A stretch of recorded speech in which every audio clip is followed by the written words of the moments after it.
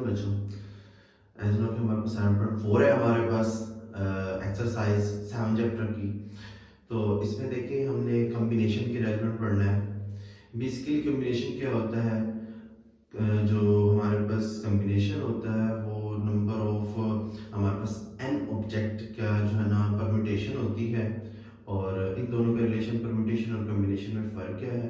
Basically हमारे पास जो combination है वो जो है ना नंबर्स की परम्यूटेशंस होती ही हैं, लेकिन हमारे पास अगर कंटिन्यूसली जो कम्बिनेशन है वो रेज कर रहा हो, मतलब बढ़ रहा हो, कम्बिनेशन बढ़ रहा हो, लेट करते हैं आर टर्म्स तक बढ़ रहा हो कंटिन्यूसली, आर जो है ना फैक्टोरियल से मतलब मल्टीप्लाई होके इंक्रीज कर रहा हो, तो हमारे पास वो परम्यूटेशन जनरेट हो जाती है।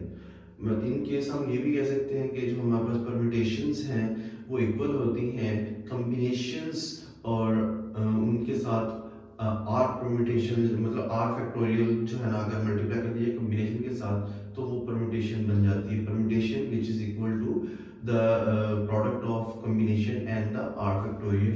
इस तरह से जैसे कि मैं कहता हूँ परम्यूटेशन हमारे पास क्या होती है, एन पी आर, ये इक्वल होता है r factorial multiply by n c r के। और यहाँ से एनसीआर का फार्मूला मतलब कॉम्बिनेशन का फार्मूला, सी ये कॉम्बिनेशन है, ये परम्यूटेशन है।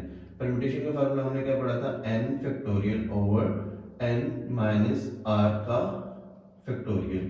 और हमारे पास इसका क्या था, r factorial as it is और एनसीआर को एज इट इज रहने दो, आर फैक्टोरियल को इधर डिवाइड कर दो। तो कुछ इस तरह से कॉम्बिनेशन का फार्मूला होगा NCR which is equal to n factorial over r factorial into n minus r का फैक्टोरियल।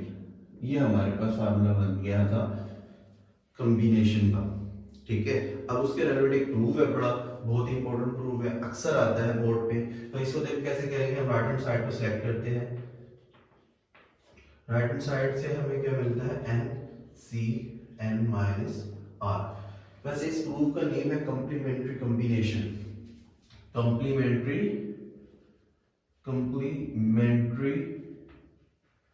कॉम्बिनेशन, कंप्लीमेंट्री कॉम्बिनेशन का प्रूफ है। ठीक है, इसको एज ए रिजल्ट के तौर पर आगे मैं यूज भी करूंगा। देखो टेस्ट किस तरह से, n divide by n minus r मेरे पास, और इसके ऊपर मैं क्या करने लगा हूं, फार्मूला अप्लाई करने लगा हूं किसका, ncr का। देखो मेरे पास यहाँ पर क्या है, n है, तो मैंने n फैक्टोरियल रखा ऊपर, और फिर r फैक्टोरियल नीचे, तो नीचे भी मैंने r फैक्टोरियल रखा, उसके साथ मल्टीपल की फॉर्म में रखा मैंने इन दोनों का डिफरेंस n माइनस r का फैक्टोरियल। अब मैं क्या करने लगा हूं, पहले लिखूंगा ऊपर वाली वैल्यू का फैक्टोरियल डिवाइड में जो नीचे वाली वैल्यू है उसका फैक्टोरियल, फिर उसके बाद इन दोनों का डिफरेंस। वो किस तरह से बनेगा, देखो किस तरह से, ये होगा n ये वाला, फिर माइनस, फिर ये पूरी टर्म n, और इस माइनस जो फार्मूले वाला बनेगा दोनों का डिफरेंस है ना, n माइनस r का फैक्टोरियल, तो माइनस माइनस प्लस हो गया और ये r और ये फैक्टोरियल। क्लियर, यहां से minus and plus and cancel, तो मेरे पास आ गया n फैक्टोरियल ओवर, यहां से क्या बच गया r फैक्टोरियल, इसे मैंने स्टार्ट में लिख दिया मैंने n माइनस r का फैक्टोरियल। अब देखिए ये पूरी चीज मेरे पास किसके इक्वल आ रही है, NCR। मैं लिख सकता हूँ इज इक्वल टू NCR, जो कि हमारी लेफ्ट हैंड साइड है। Thus proved NCR which is equal to NC n minus r के इक्वल होती है। ठीक है, इसके रेलेवेंट एक जो है ना हमारे पास एग्जांपल है, वो मैं करवा देता हूँ, बहुत मतलब आ चुकी है। देखें जी, एग्जांपल है, एग्जांपल नंबर 1 है 7.4 की, if NC8 is equal to NC12 हो, तो हमने क्या करना होता है, फाइंड n। इसको हमने क्या करना है, इसमें से n फाइंड करना है। सॉल्यूशन में हमने सबसे पहले क्या कैसे स्टार्ट करने होते हैं, जो चीज गिवन होती है ना इनकी मॉडिफिकेशन ही करनी होती है। आपकी मर्जी है इसको पिक कर ले, आपकी मर्जी है इसको पिक कर ले, लेकिन किसी एक को पिक करना पड़ेगा। मैं करता हूँ NC8 को। अब यहाँ पर मेरे पास n की वैल्यू क्या है, n ही है ऑब्वियस, और r की वैल्यू की r की जगह पर क्या है, क्योंकि मैं इसके साथ कंपेयर कर रहा हूँ, NC r के साथ इसको कंपेयर कर रहा हूँ। मेरे पास n की जगह पर तो n आया हुआ है, लेकिन r की जगह पर क्या आया हुआ है 8। ठीक है, तो मैं क्या करूंगा, NC8 को इस कंप्लीमेंट्री कॉम्बिनेशन में कन्वर्ट करने लगा हूँ। मेरे पास कंप्लीमेंट्री कॉम्बिनेशन क्या है, देखिए इसे मैं लिख सकता हूँ NC, देखिए n है, इधर भी n है, इस आ गई, मैं n लिख रहा हूँ माइनस, अब r मेरे पास क्या है बड़ा, नीचे जो भी वैल्यू है, नीचे जो भी वैल्यू है, ये मैंने r की जगह पर क्या लिख दिया 8। दोबारा बता रहा हूँ, मेरे पास NC8 ऐसा समझे NCR है बड़ा, क्या मैं उसे इस तरह लिख सकता हूँ NCn माइनस r की फॉर्म में। तो मैंने क्या किया, NC8 लिखकर NCn लिख के, ठीक है, क्योंकि उसने कहा था NCn n को जो है ना रिपीट कर देना है, और जो r की वैल्यू है उसको नीचे वाले r n में से सब्ट्रैक्ट की फॉर्म में लिखना है। तो मेरे पास क्या आ गया NCn माइनस 8। अब NCn माइनस 8 मेरे पास आ गया। नाउ फ्रॉम गिवन से हमें क्या पता चला कि देखिए NC8 NC12 के इक्वल है। अगर NC8 NC12 के इक्वल है तो मैं क्या NC8 की जगह पर ये लिख सकता हूँ इस तरह से NCn minus 8 which is equal to NC12। ठीक है, अच्छा अब इसमें से देखें कंपेयरिंग से क्या पता चल रहा है, n की जगह पर आया हुआ, यहाँ से n माइनस 8 किसके इक्वल आ रहा है 12 से।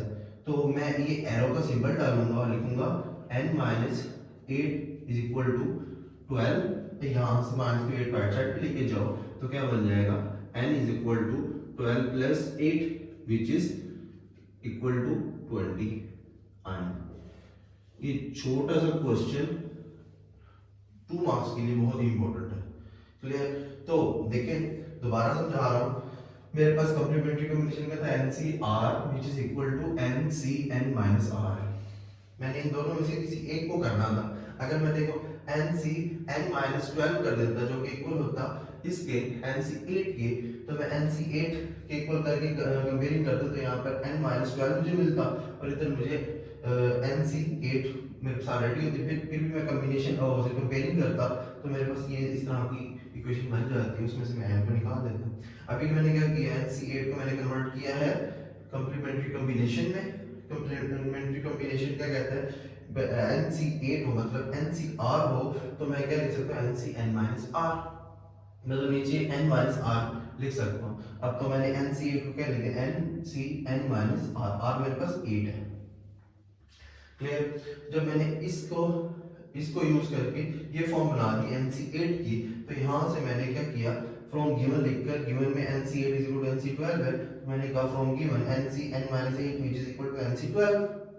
तो यहाँ से कंपेयर किया n माइनस 8 और यहाँ से 12 के इक्वल आ रहा है, n के इक्वल आ रहा है, C के मतलब कॉम्बिनेशन दोनों इक्वल है, इक्वल के साइन से मुझे पता चल रहा है, तो इक्वल के साइन की वजह से मैं n माइनस 8 को 12 के इक्वल लिख सकता हूँ। यहाँ से मेरे पास माइनस का राइट साइड पे प्लस का।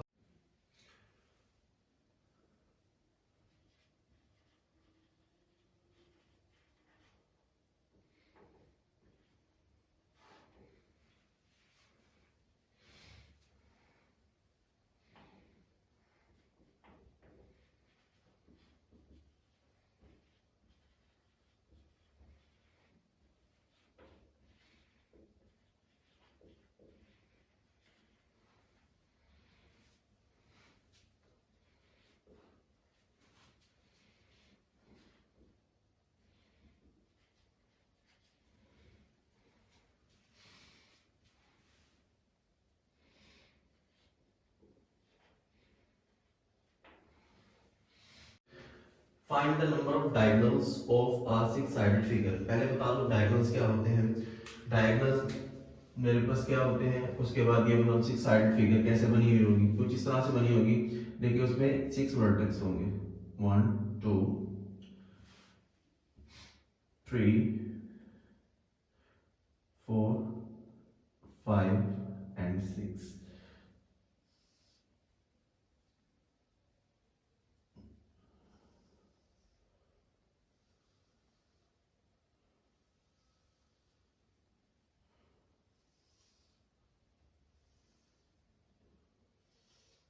थोड़ी सी रफ बन गई है, ठीक है।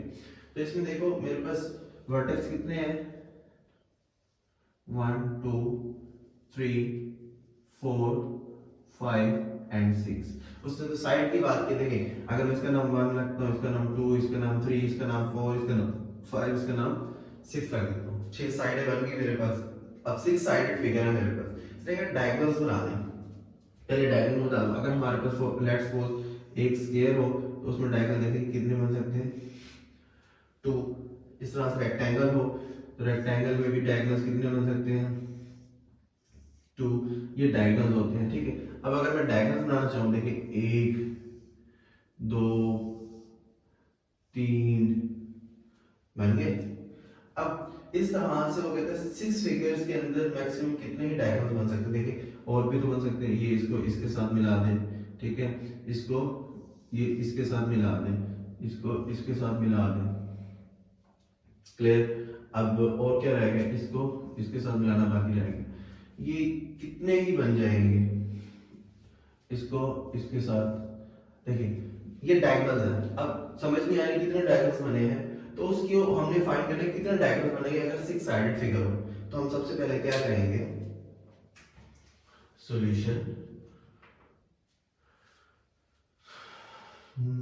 नंबर ऑफ साइड्स कितनी है, 6। टोटल नंबर ऑफ साइड्स कितनी है, 6, which means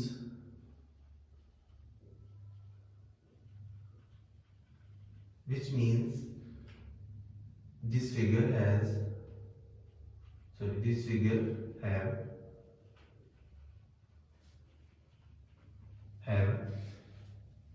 6 vertices, 6 vertices, ठीक है। 6 वर्टिसेस है, हमें पता चला अगर 6 साइड हैं तो 6 वर्टिसेस भी होंगे, उनके कॉर्नर पॉइंट्स होंगे 6। अच्छा नेक्स्ट हमारे पास ये भी तो है कि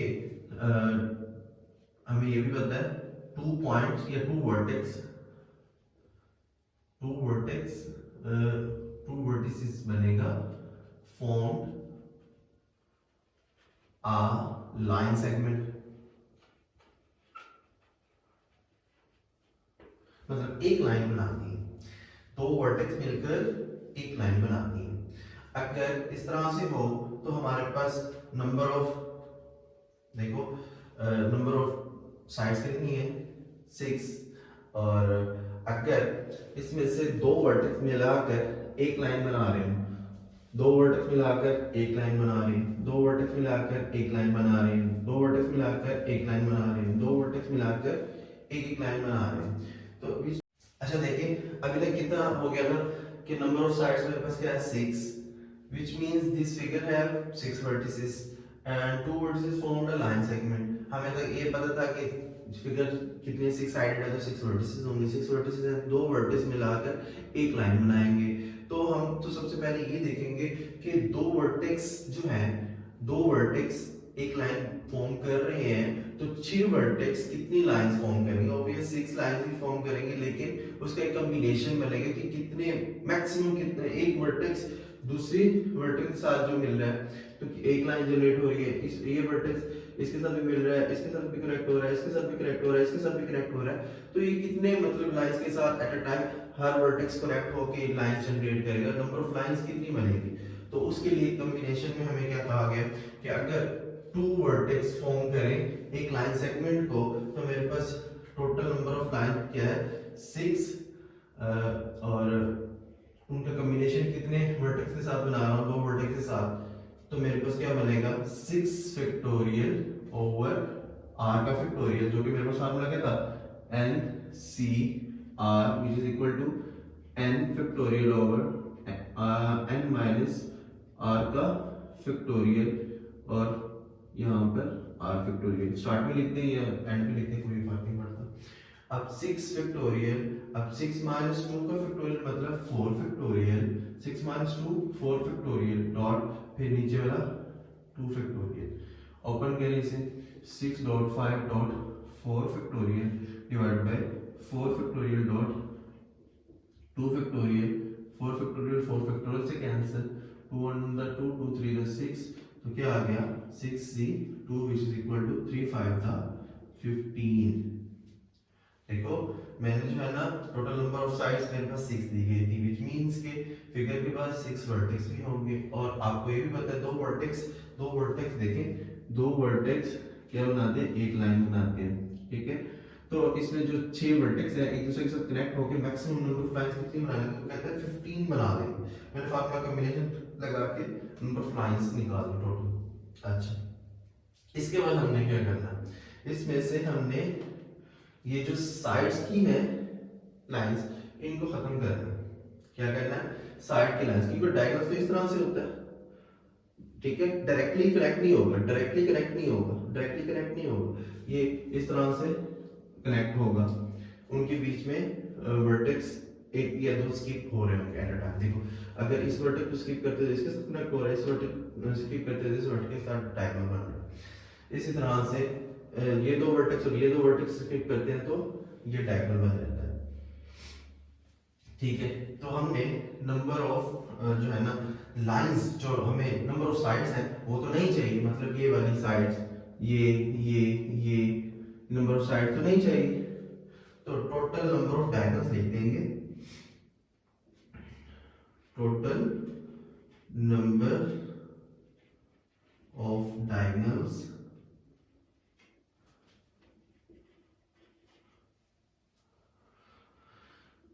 is equal to 15 minus 6 which is equal to 9। मतलब हमारे पास टोटल नंबर ऑफ डायगोनल्स जो बनेंगे यहाँ पर अंदर जितनी भी लाइन बनेंगे 9 लाइंस पड़ेगी, ये आंसर, ठीक है। अब इस तरह के क्वेश्चन बहुत दफा आया हुआ है, अक्सर औकात हमें यहाँ पर 8 भी दे देता है, 8 साइडेड फिगर, तो आपने क्या करना है यहाँ पर 8 लिख देना है, यहाँ 6 लिखा और 8 के लिए भी लिख देते हैं, 8 के लिए भी लिख देते हैं, यहाँ पर 6 है। अच्छा 8 के लिए भी वही बात होगी, क्योंकि दो वर्टेक्स मिलके एक लाइन बनाते हैं, तो उसके लिए आपने कॉम्बिनेशन फाइंड करना है। कॉम्बिनेशन आप फाइंड कर लें 8c2 के हिसाब से, तो मेरे पास क्या आ जाएगा, कैलकुलेटर से देख लीजिएगा, तो मैं लिख रहा हूँ यहाँ पर 8.7.6.5.4 फैक्टोरियल डिवाइडेड बाय 8 माइनस 2, बल्कि 6 फैक्टोरियल तक ओपन करें, 6 फैक्टोरियल डॉट 2 फैक्टोरियल, 6 6 से कैंसिल, 2 4 द 8 और 4 7 द 28। ये हो गया आपके पास टोटल नंबर ऑफ लाइंस जो जनरेट होंगी 6 साइडेड फिगर से। उसके बाद में total number of diagonals check करना हो तो आपने टोटल नंबर ऑफ जो लाइंस है वो है 28। इसमें से जो हमें हमारे साइड्स हैं वो क्या कर देंगे, स्किप कर देंगे। नंबर ऑफ 8 साइडेड हो तो हमने इसमें से 8 को सब्ट्रैक्ट कर देना है, तो मेरे पास क्या आ जाएगा 20। क्लियर। अब इस तरह के क्वेश्चंस बोर्ड में उठाए जाते हैं, कभी वो 6 साइडेड, कभी वो 8 साइडेड ले लेते, कभी 12 साइडेड ले लेगा, नो मैटर, आपने कुछ भी नहीं करना, सिर्फ टोटल नंबर ऑफ साइड्स लिखनी है, उनके वर्टेक्स कितने होंगे, मैक्सिमम एक लाइन बनाने के लिए 2 वर्टेक्स चाहिए होते हैं, 2 वर्टेक्स आ जाएंगे। उसके बाद आपने उनका कॉम्बिनेशन भी बना लेंगे, कितनी नंबर ऑफ लाइंस बन सकती हैं। अगर 8 साइडेड फिगर हो या 6 साइडेड फिगर हो तो एन सी जो भी होगा, एन मतलब नंबर ऑफ साइड, उसको कॉम्बिनेशन 2 के साथ कर लेंगे, उसका आंसर जो निकलेगा टोटल नंबर ऑफ लाइंस होंगी जो 2 वर्टेक्स के, सॉरी 8 वर्टेक्स के रिस्पेक्टिव में जनरेट हो रही होंगी या फिर 6 वर्टेक्स के रिस्पेक्टिव में जनरेट हो रही होंगी। क्लियर। तो उसके बाद आपने टोटल नंबर ऑफ लाइंस निकालने के बाद आपने आ जाना है देखना है कि नंबर ऑफ डायगोनल्स कितने बन रहे हैं, क्योंकि हमें साइडें तो नहीं चाहिए होती, तो साइडें जितनी भी होंगी वो हमने टोटल में से सबट्रैक्ट कर देनी होती है और हमारे पास नंबर ऑफ डायगोनल्स आ जाते हैं। क्लियर। इसके रिलेटेड हमारे पास एक्सरसाइज का क्वेश्चन है, हमारे पास क्वेश्चन नंबर 5 है 6 है बड़ा, ठीक है। उनके क्वेश्चन आप कीजिएगा 4 5 या 6 में से है पार्ट्स है, और 6 साइडेड 8 साइडेड है, 12 साइडेड भी है, इसे हम ऐसे पॉलीगॉन कहते हैं क्लोज फिगर को। क्लियर। अस्सलाम वालेकुम बच्चों, मेरे पास एग्जांपल नंबर 1 और 2 हो चुकी थी, उसके रेलेवेंट क्वेश्चन जो है एक्सरसाइज में से हम करेंगे। हमारे पास एग्जांपल नंबर 3 है, इसका प्रूफ है बड़ा बहुत इजी प्रूफ है। अगर हम इसमें से देखें लेफ्ट हैंड साइड हमारे पास लेंथी वाली ये है और राइट हैंड साइड ये है जो कि शॉर्ट है बड़ी, तो हम मोस्टली वो साइड लेते हैं जो बड़ी होती है, तो हमने वो लेफ्ट हैंड साइड ली। अब लेफ्ट हैंड साइड में हमने करना क्या है, हमारे पास एनसीआर का फार्मूला होना चाहिए। एनसीआर का फार्मूला क्या है, n factorial over n minus r का फैक्टोरियल और लास्ट में r का फैक्टोरियल। तो हमने क्या करना है, हमने करना ये होगा कि हर टर्म के ऊपर ये फार्मूला अप्लाई करना होगा। देखो अगर मैं यहाँ पर एन सी आर लिखता हूँ, एन की जगह पर एन और आर की जगह पर क्या आ रहा है आर, एन की जगह पर एन माइनस वन है पड़ा, तो इसका फार्मूला ओपन होगा कुछ इस तरह से, एन माइनस वन मतलब ऊपर वाली वैल्यू का फैक्टोरियल डिवाइडेड बाय नीचे वाली वैल्यू और ऊपर वैल्यू का डिफरेंस, पहले ऊपर वाली वैल्यू लिखूंगा फिर माइनस फिर नीचे वाली वैल्यू लिखूंगा उसका फैक्टोरियल, फिर नीचे वाली वैल्यू का फैक्टोरियल प्लस इसमें भी ऊपर वाली वैल्यू का फैक्टोरियल डिवाइड में दोनों वैल्यू का सब्ट्रैक्शन या difference n minus one minus फार्मूले का, और r माइनस वन लिखते हुए मुझे इस वाले माइनस को प्लस करना पड़ेगा, क्यों? क्योंकि ये सेंटर में माइनस है, ये माइनस इस माइनस से मल्टीप्लाई होगा तो प्लस हो जाएगा, ये हो जाएगा n minus one minus r plus one का फैक्टोरियल, और लास्ट में r माइनस वन का फैक्टोरियल होगा। क्लियर? इसके बाद हमने क्या करना है, देखिए ये तो सिंपल कैंसिल हो जाएगा, सिंप्लीफाइड फॉर्म में कन्वर्ट करते हैं, लेकिन एक स्टेप और कर लेते हैं जिसमें इसको अरेंज कर लेंगे, आप पहले के बाद में, और r factorial as it is plus n minus one का factorial divide by n minus r का फैक्टोरियल और r माइनस वन का फैक्टोरियल। क्लियर? यहाँ तक बच्चों देखो, इसके और इसके ऊपर मैंने कॉम्बिनेशन का फार्मूला अप्लाई किया, सिंपली जो भी बाकी चीजें आई मेरे पास उनको अरेंज करके मैंने लिख दिया। अभी दो स्टेप हुए, अब इसमें मैं क्या करने लगा हूँ, n माइनस वन का factorial, n minus r minus one का फैक्टोरियल, r फैक्टोरियल। अब इनमें मैं क्या करूँगा, r फैक्टोरियल को ओपन करूंगा, ठीक है, r फैक्टोरियल को ओपन करूंगा जी, क्यों करूंगा वो भी बताता हूँ। अच्छा, और देखिए n माइनस आर ऊपर वाली वैल्यू इन दोनों की कंपेयर करें, n minus one factorial n minus one factorial है, इधर नीचे वाले टर्म अगर कंपेयर करते हैं n minus r minus one का फैक्टोरियल, यहाँ पर n माइनस आर का फैक्टोरियल, विच मींस ये वाली वैल्यू बड़ी है और ये वाली वैल्यू छोटी लग रही है, क्योंकि इसको अगर ओपन करें तो ये टर्म मेरे पास आती है, तो मैं इसको ओपन करूंगा, मतलब जो बड़ी टर्म होती है उसे हम एक टर्म ओपन करेंगे। अब दूसरी टर्म क्या आ रही है, r फैक्टोरियल, इधर क्या आ रही है r माइनस वन का फैक्टोरियल, r फैक्टोरियल बड़ा होता है या r माइनस वन का फैक्टोरियल, तो चेक करते हैं कि r माइनस वन में से वन माइनस करते हैं तो r माइनस टू फैक्टोरियल बन जाता है, और r फैक्टोरियल में से वन माइनस करते हैं तो r माइनस वन फैक्टोरियल बन जाता है। देखिए जब भी हम फैक्टोरियल ओपन करते हैं आगे वाली टर्म में से पिछले टर्म वन माइनस करते हैं, वन का डिफरेंस लेते हैं, तो हमारे पास नेक्स्ट टर्म मतलब प्रीवियस टर्म निकल आती है। तो जैसे कि मैं लिख के देता हूँ, n फैक्टोरियल में अगर ओपन करना हो तो n और फिर n में से वन सब्ट्रैक्ट करते हैं तो बैक में पीछे वाली प्रीवियस टर्म आ जाती है, ठीक है। तो मैंने जो इन दोनों में से बड़ी टर्म होगी मैंने उसको एक्सपेंड कर देना, ओपन कर देना फैक्टोरियल उसका एक एक टर्म तक, n माइनस वन का factorial as it is, n minus r minus one, ये छोटी वैल्यू है ना इसके रिस्पेक्टिव में, तो इस वैल्यू को हमने ओपन करना है, इधर एज इट इज रहने देंगे। r फैक्टोरियल और r माइनस वन का फैक्टोरियल है, r फैक्टोरियल हमारे पास क्या है, बड़ी टर्म है r माइनस वन के फैक्टोरियल के रिस्पेक्टिव में, तो r फैक्टोरियल को ओपन करेंगे। r फैक्टोरियल कैसे ओपन होगा, देखो r factorial is equal to r into r minus one factorial, ठीक है। तो मैं लिख रहा हूँ r into r minus one का फैक्टोरियल प्लस का साइन, उसके बाद n माइनस वन का फैक्टोरियल डिवाइडेड बाय, देखिए n minus r factorial, n minus r का r माइनस वन का फैक्टोरियल, मैंने कंपेयर किया था, ये टर्म छोटी थी इसलिए ऐसे लिखी, ये टर्म मेरे पास बड़ी, इसको एक्सपेंड करके लिखूं कैसे, n माइनस आर, और अगली टर्म क्या हो जाएगी n minus r minus one, मतलब एक टर्म माइनस कर दें तो हमारे पास ये वाली टर्म आ जाएगी, इसका फैक्टोरियल, और r minus one factorial as it is. आपने बस ये याद रखना है दोनों की साइडों, दोनों टर्म्स का हमने डिफरेंस लेना, मतलब इसमें और इसमें क्या फर्क आ रहा है, n माइनस वन फैक्टोरियल इसमें भी है इसमें भी है, ये टर्म इसमें नहीं है और ये टर्म इसमें नहीं है, तो मैंने देखा इन दोनों में से बड़ी टर्म कौन सी है, फर्स्ट टर्म ये वाली और ये वाली, इस वाली टर्म में, अब ये वाली टर्म बड़ी थी, ये वाली टर्म छोटी थी, जो छोटी है उसको ऐसे लिखना है, जो बड़ी है उसको एक टर्म एक्सपेंड करके मैं फैक्टोरियल ओपन करके लिखना है। इस तरह से r फैक्टोरियल बड़ी थी, मैंने r फैक्टोरियल को ओपन करके लिखा और r माइनस वन फैक्टोरियल को एज इट इज लिखा। यहां तक अगर बात समझ आ गई तो आगे क्वेश्चन सॉल्व है। अब इन दोनों में से जो कॉमन चीज है वो लेंगे कैसे, देखो जी, n माइनस वन का फैक्टोरियल दोनों में है, मैंने ले लिया, देखिए n minus r minus one का फैक्टोरियल इसमें भी है इसमें भी है, n minus r minus one का फैक्टोरियल ले लिया मैंने। फिर आर माइनस वन का फैक्टोरियल, आर माइनस वन का फैक्टोरियल इसमें भी है, दोनों में है, आर माइनस वन का फैक्टोरियल भी मैंने ले लिया। अंदर क्या बच गया, देखो अंदर एन माइनस वन का फैक्टोरियल आ गया, ऊपर कुछ भी नहीं है, ये भी टर्म आ गई, ये वाली टर्म भी आ गई, बाकी बच गया आर, सेंटर में प्लस का sign, n minus one factorial बाहर आ चुका। उसके बाद n minus r minus one का फैक्टोरियल वो भी बाहर आ चुका, आर माइनस वन का फैक्टोरियल वो भी बाहर आ चुका, बच क्या गया 1 divided by n minus r. इनके एलसीएम ने बटरफ्लाई मेथड से जैसे बताया, एन माइनस वन का फैक्टोरियल डिवाइडेड बाय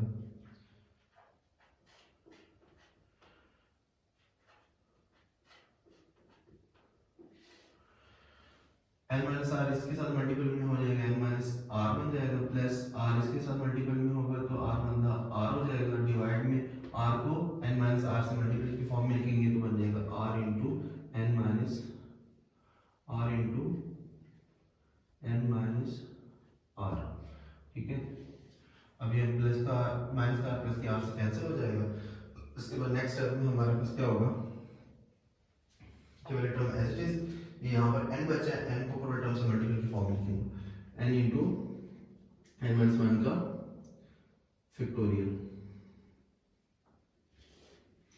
उसके बाद नीचे क्या बचेगा, r into n minus r, इधर मैं लिख दूंगा r इसके साथ लिख दूंगा और n माइनस आर इसके स्टार्ट में लिख दूंगा। देखो किस तरह बनेगा, n माइनस आर, उसके बाद ये वाली टर्म लिखूंगा n minus r minus one का फैक्टोरियल। उसके बाद r माइनस वन फैक्टोरियल से पहले r लिखूंगा,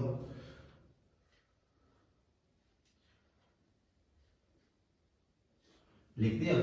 अब आप सब लोगों को पता चल रहा होगा n से पीछे वाले टर्म के साथ फैक्टोरियल है, n माइनस r के पीछे वाले टर्म के साथ फैक्टोरियल होगा, है बड़ा डिस्टेंस, और r के पीछे वाले टर्म के साथ भी फैक्टोरियल है। इनके फैक्टोरियल अगर मैं क्लोज करता हूं तो क्या बनता है मेरे पास, देखिए इसको क्लोज करूंगा, स्टार्टिंग टर्म के साथ फैक्टोरियल आ जाएगा n फैक्टोरियल। देखिए n into n minus one factorial हो तो इसे मैं n फैक्टोरियल लिख सकता हूँ। इसी तरह से n into n minus one factorial की जगह क्या लिख दिया, n फैक्टोरियल। अब n माइनस r इसे पीछे वाली टर्म ये मौजूद है तो मैं स्टार्ट वाली टर्म लिख के इसके साथ लिख रहा हूँ n माइनस r का फैक्टोरियल।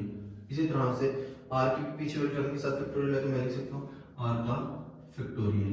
देखिए ये पूरी चीज किसके इक्वल है, n factorial over n minus r factorial और r फैक्टोरियल इसके इक्वल है ncr के, तो मैं लिख सकता हूँ which is equal to ncr। अब प्लेस नहीं है, यहाँ पर लिख रहा हूँ,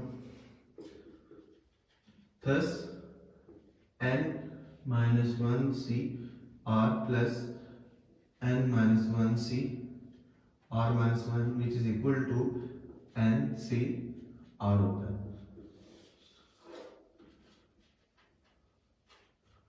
प्रूव्ड, क्लियर बच्चों, देखो बहुत ही इजी सा प्रूव रहा है, हर स्टेप का बताया है, इसके ऊपर कॉम्बिनेशन का फार्मूला लगाया, फिर दोनों टर्म्स का मैं सिंपलीफाई करके अरेंजमेंट की मैंने, फिर दोनों टर्म्स में मेरे पास जो भी बड़ी टर्म थी, बिगर टर्म थी, उसको मैंने एक्सपेंड किया एक टर्म तक, फिर दोनों में जो चीज एक जैसी थी वो मैंने कॉमन ली, फिर अंदर जो बच गया उससे मैंने एलसीएम लिया, एलसीएम लेने के बाद ऊपर टर्म को ऊपर टर्म से नीचे टर्म को नीचे टर्म से मल्टीपल की फॉर्म में लिखा, और फिर उसके बाद मैंने देखा किसका फैक्टोरियल क्लोज हो रहा है, मैंने क्लोज कर दिया, फैक्टोरियल क्लोज करके देखा तो मेरे पास ये फॉर्म बन रही थी, ये वाली फॉर्म, तो ये फॉर्म एनसीआर के इक्वल है, थस मैंने कहा कि ये मेरे पास जो रिजल्ट है प्रूव हो गया, जो कि राइट हैंड साइड के इक्वल है। क्लियर, इजी सा है फर्स्ट पार्ट। कैट 12C3 इसका हमने आंसर निकालना है, मतलब इसे हमें सिंपलीफाई करना है, इवैल्यूएट करना है इसे। सिंपल सॉल्यूशन में क्या कर देंगे, 12C3 इज इक्वल टू ऊपर वाले वैल्यू का फैक्टोरियल, फिर उन दोनों का माइनस कर देंगे, 12 माइनस 3 का फैक्टोरियल, फिर नीचे वाले टर्म का फैक्टोरियल आएगा, फिर 12 factorial as it is, 12 minus 3 करें 9 फैक्टोरियल, और ये 3 फैक्टोरियल। 12 को ओपन कर दें, 12 डॉट 11 डॉट 10 डॉट 9 फैक्टोरियल, और 9 फैक्टोरियल 3 फैक्टोरियल, 9 9 से कैंसिल, 3 फैक्टोरियल को ओपन करें 12.11.10 डिवाइड बाय 3.2.1। अब यहाँ से 3 4 तक कर लें 12 और 2 2 तक कर लें, तो मेरे पास क्या बनेगा 2 11 22 को मल्टीप्लाई करें 10 से तो क्या हो जाएगा 220। क्लियर, आंसर आ गया। उसके बाद क्वेश्चन नंबर 1 का पार्ट नंबर 3 करता हूँ।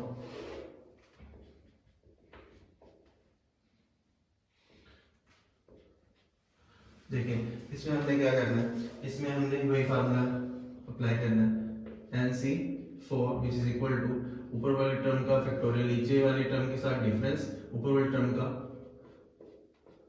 उसके बाद लास्ट में 4 का फैक्टोरियल।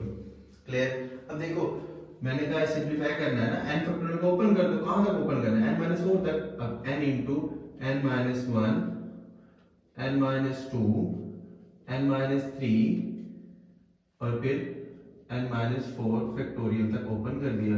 नीचे n माइनस 4 का फैक्टोरियल ऑलरेडी मौजूद है और 4 फैक्टोरियल भी n माइनस, ये इससे कैंसिल हो जाएगा। क्लियर, उसके बाद हमने क्या करना n into n minus 1 n minus 2 और n माइनस 3 है, ठीक है। डिवाइड में मेरे पास क्या है 4 का फैक्टोरियल, यहीं तक करके छोड़ देना बस, दैट्स इट। अच्छा जी, अब क्वेश्चन नंबर 2 करते हैं। अच्छा जी देखें, मैंने दोबारा बता रहा हूँ 12 से 3 था, इसके ऊपर मैंने फार्मूला कैसे लगाया, ऊपर वाले टर्म के साथ फैक्टोरियल नीचे वाले टर्म के साथ डिफरेंस लेकर ऊपर वाले टर्म का फैक्टोरियल लेकर फिर नीचे वाले टर्म का फैक्टोरियल, फिर उसकी सिंपलीफिकेशन आपको अच्छे से आ गई होगी उम्मीद करता हूँ। NC4 है, इसके ऊपर मैंने फार्मूला अप्लाई किया कॉम्बिनेशन का ऊपर वाले टर्म का फैक्टोरियल नीचे वाले टर्म के साथ डिफरेंस का फैक्टोरियल और फिर नीचे वाले टर्म का फैक्टोरियल। अब मैंने ऊपर वाले टर्म को मैंने सिंपलीफाई किया, ओपन कर दिया, उसके बाद लास्ट वाले टर्म को मैंने n-4 फैक्टोरियल तक ओपन करके कैंसिल आउट किया और फिर उसके बाद जो आंसर है मेरे पास वो आंसर कंसीडर किया गया। इसी तरह से मेरे पास क्वेश्चन नंबर 2 का पार्ट नंबर वो है बड़ा फर्स्ट। अब इसमें मेरे पास देखें question number 2 part first NC5 which is equal to NC4। Similarly example number 1 की तरह है। एग्जांपल नंबर 1 हमें क्या कहती थी कि देखें सॉल्यूशन अगर स्टार्ट कर रहे हैं NC5 को हम कर सकते हैं कॉम्प्लीमेंट्री कॉम्बिनेशन में। कॉम्प्लीमेंट्री कॉम्बिनेशन क्या कहता था कि NCR इक्वल होता है NCN-R के। तो मैं यही करने लगा हूँ NCN- देखें n ऊपर भी है, n को मैंने नीचे भी लिख दिया एज इट इज, और 5 को इस n में से माइनस की फॉर्म में लिखूंगा NCN-5। कॉम्प्लीमेंट्री कॉम्बिनेशन इसका मैंने प्रूव भी करके दिया था आपको, ठीक है, स्टार्ट में। तो NC5 is equal to NCN-5 कर दिया। अब फ्रॉम गिवन लिखकर आपने करना क्या होगा, आपने करना ये होगा NC5 की जगह पर जस्ट ये लिखना होगा इस फॉर्म में। तो देखिए NC5 which is equal to NC4 है। अब मैं क्या करने लगा NC5 की जगह पर NCN-5 लिख रहा हूँ जो कि NC4 के इक्वल है। अगर कंपेयर करें यहाँ से हमारे पास n-5 किसके इक्वल आ रहा है 4 के, यहाँ से -5 इधर लेके जाए तो क्या बन जाएगा 4 + 5 और n इज इक्वल टू क्या हो जाएगा 9।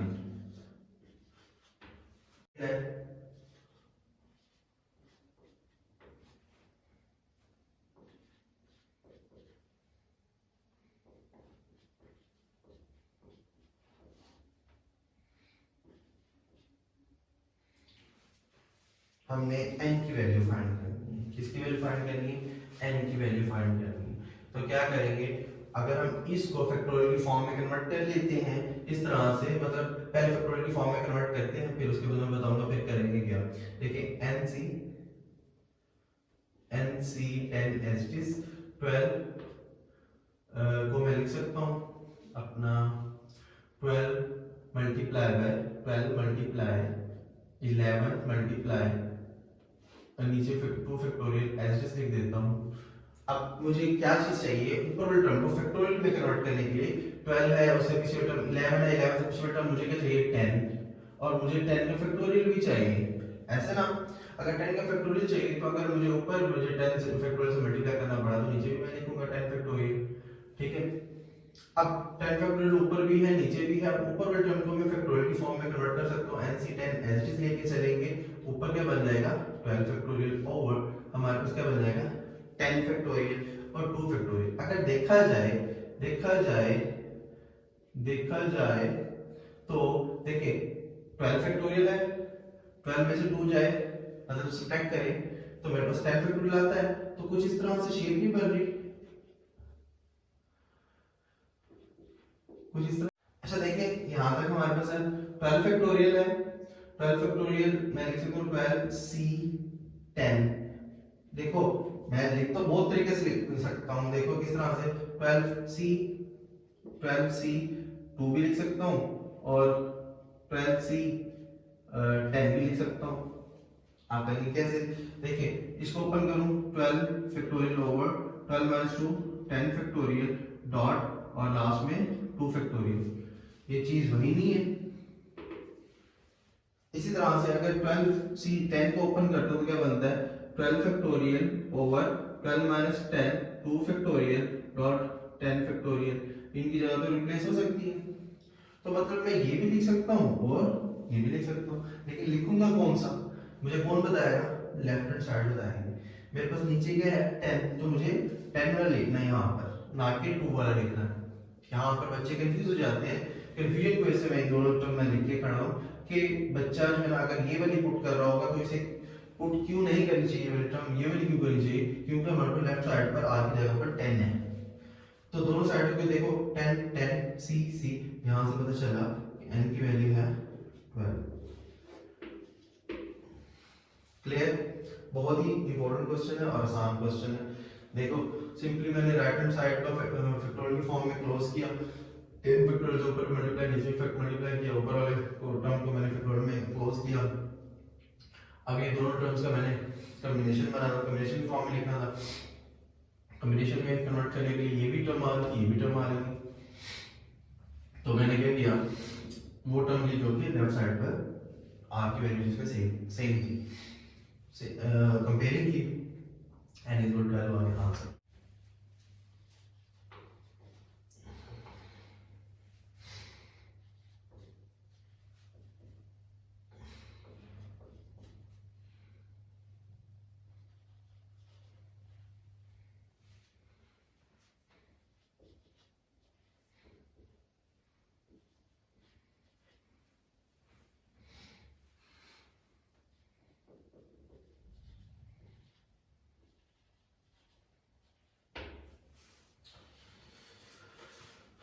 अस्सलाम वालेकुम बच्चों, देखें हमारे पास 7.4 का क्वेश्चन नंबर 3 है, उसका पार्ट नंबर फर्स्ट है, बहुत ही इंपॉर्टेंट है, लॉन्ग क्वेश्चन में आ चुका है बहुत मरतबा। देखिए इसमें हमने n और r फाइंड करना है, n और r फाइंड करना है। तो सबसे पहले हमें इस वाली कंडीशन को लेना पड़ेगा, सॉल्यूशन में लिखेंगे given NCR which is equal to 35। अब यहाँ से हमने क्या करना है, इसे करना है ओपन करेंगे, किस तरह से बनेगा n factorial over n minus r का फैक्टोरियल, दोनों वैल्यू का डिफरेंस, उसके बाद नीचे वाली वैल्यू का factorial which is equal to 35।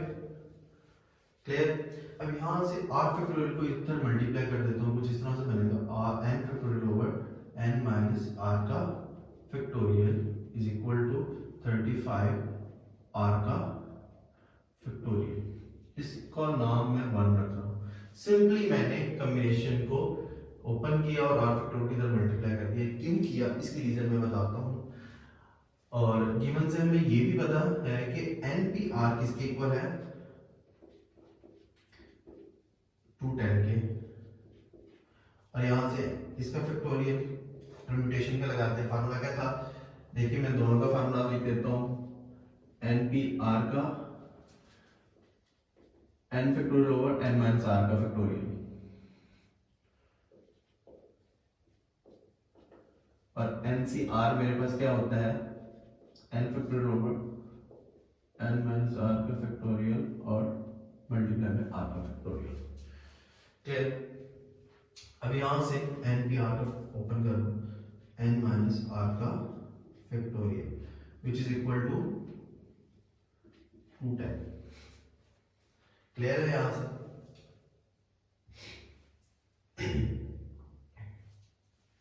इसका नाम मैं इक्वेशन 2 रख सकता हूँ जी। कैसे रख सकता हूँ, देखो मेरे पास क्या है बड़ा, n factorial over n minus r का फैक्टोरियल है। इसकी इक्वेशन नंबर 2 रखा हुआ, इसका नाम 1 रखा हुआ। इसकी लेफ्ट हैंड साइड देखिए n factorial over n minus r का फैक्टोरियल, इसकी लेफ्ट हैंड साइड में n factorial over n minus r का फैक्टोरियल। अब आपको पता चला कि मैंने r फैक्टोरियल क्यों मल्टीप्लाई किया इस साइड पे, क्योंकि मैं ये चीज, ये लेफ्ट हैंड साइड इसकी लेफ्ट हैंड साइड के इक्वल बनाना चाहता था। अब देखिए दो साइड्स हैं, इक्वेशन 1 और इक्वेशन 2, इनकी लेफ्ट हैंड साइड्स इक्वल है तो राइट हैंड साइड भी तो इक्वल होंगी।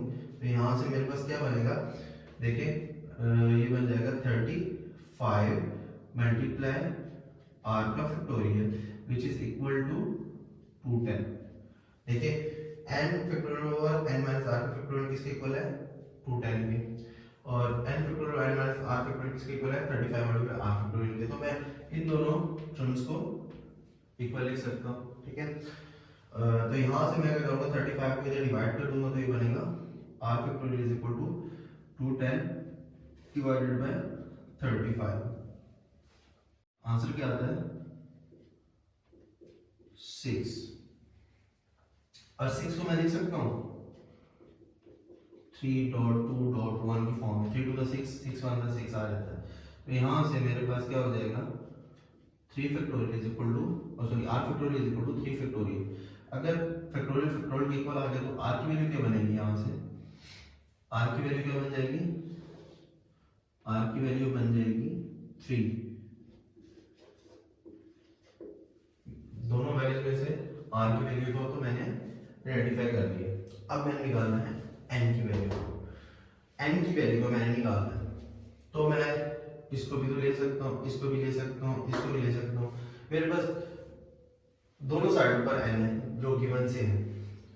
अब मैं करूंगा फ्रॉम गिवन क्या है, n c r is equal to 35। मैं कहता हूं इसमें मैं फैक्टोरियल पुट कर देता हूं, r की जगह पर r की वैल्यू पुट कर देता हूं, तो क्या बनेगा n c, r की वैल्यू क्या निकली है 3 विच इज इक्वल टू 35। ये हमने, हमारे पास आ गया रिलेशन है, मतलब इक्वेशन बन गई है। इसको हमें सिंपलीफाई करना है तो इसको क्या करेंगे, ओपन करते हैं, n factorial over n minus 3 का फैक्टोरियल और 3 का फैक्टोरियल इज इक्वल टू 35। अच्छा उसके बाद क्या करेंगे, n फैक्टोरियल को ओपन कर दें n माइनस 3 टाइम्स और 3 फैक्टोरियल को इधर मल्टीपल की फॉर्म में ले लें, तो बन जाएगा n minus 1 n minus 2 n minus 3 का factorial divided bye n minus 3 का फैक्टोरियल। और यहाँ से ये जो 3 फैक्टोरियल है इसके साथ मल्टीपल की फॉर्म में जाएगा, बन जाएगा 35 मल्टीप्लाई बाय 3 फैक्टोरियल। तो यहाँ से ये इस चीज से कैंसिल हो जाएगा, तो मेरे पास बनेगा n into n minus 1 n minus 2 which is equal to 35। 35 को मैंने मल्टीप्लाई करना 3 फैक्टोरियल से, विच मींस 35 को मल्टीप्लाई करना है 6 से, तो मेरे पास आ जाएगा 210।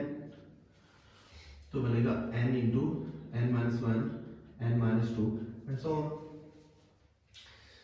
अब 210 को अगर मैं इसके फैक्टर्स बनाऊं, फैक्टर्स कैसे बनेंगे देखो,